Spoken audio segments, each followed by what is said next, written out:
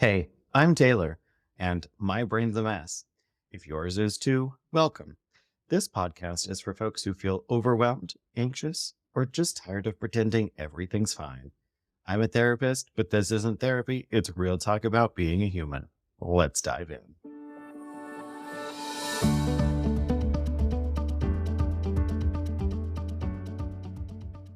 Today, we're getting into something that's deeply personal for so many of us: high functioning anxiety. You're praised for your performance. You look calm on the outside. People think you're on top of everything, but inside, you're overwhelmed with every interaction. You're exhausted, and you feel like if you stop for 1 second, it'll fall apart. Let's talk about what this really is, how it forms, why it gets rewarded, and what it takes to start healing without unraveling your entire identity in the process. First, what is high functioning anxiety? Let's start with the definition, or rather, the lack thereof. High functioning anxiety is not a formal diagnosis. It's more of a lived experience, one that often flies under the radar. You show up, you meet deadlines, you're competent, maybe even impressive, but underneath all of that, you never feel done. You replay conversations for hours and hours in your head. You can't rest without guilt.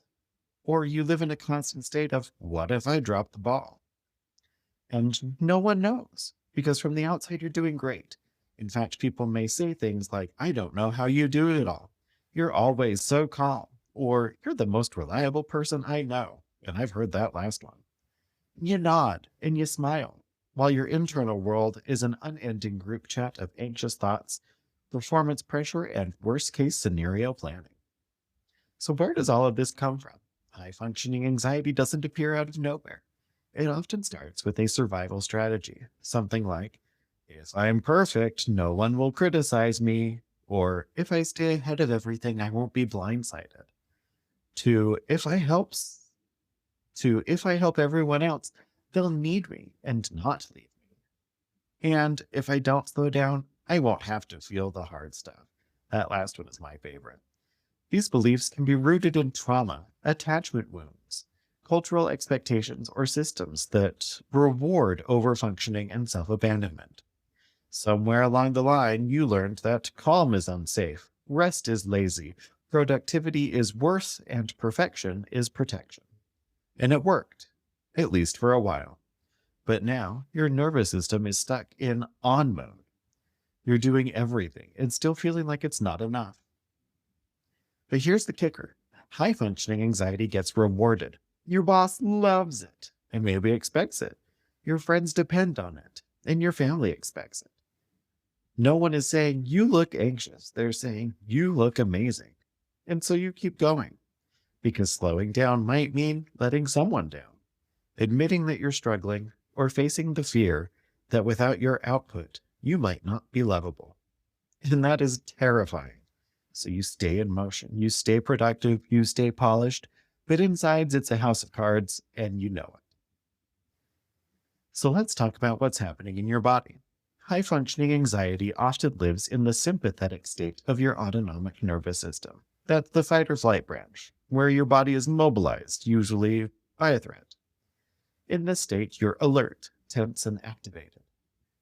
But you've learned to channel that energy into overfunctioning instead of panic attacks. This is still anxiety. It's just anxiety with a planner and a triple shot latte. Over time, your nervous system gets stuck in hyperarousal. You're always scanning, always anticipating, always performing. And because you're not breaking down, people don't realize you're in distress. Sometimes even you don't realize it until your body forces you to stop with burnout, shutdown, or symptoms you can't pass through anymore. So here's the part that's hard to say out loud. Being functional doesn't mean you're okay. If the only way you feel safe is by doing, achieving, pleasing, or fixing, then rest feels like danger. Silence feels like a threat, and good enough feels like failure. That's not thriving, that's surviving in disguise.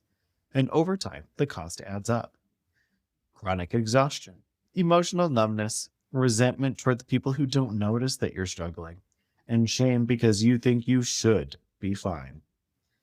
You deserve more than a life that looks successful while feeling like constant internal chaos.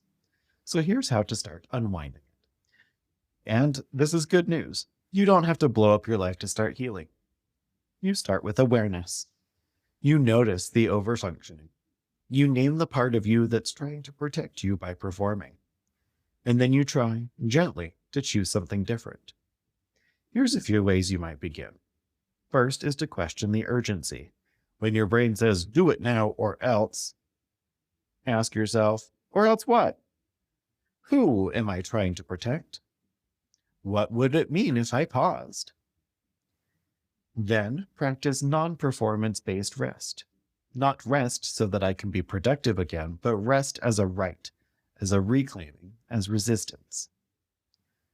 And third, let people see the real you, not all at once, but in safe places. Tell the truth, admit that you're tired. Practice not always holding it together. Healing means letting go of the version of you that was built for survival, so you can become someone who's allowed to be instead of always doomed. So, if you've been praised for how strong, reliable, and capable you are, and you're exhausted and anxious and secretly unraveling, you're not alone. You're not a failure. You're just tired of performing safety instead of feeling it. It's okay to slow down. It's okay to ask for help. And it's okay to be human. That's it for today. Thanks for being here. If this episode helped you feel a little more human, share it with someone who gets it. You'll find links to blog posts, the Safe and Sound Protocol, and other stuff I mentioned at innerhearttherapy.org. Take care of your messy, brilliant brain. I'll catch you next time.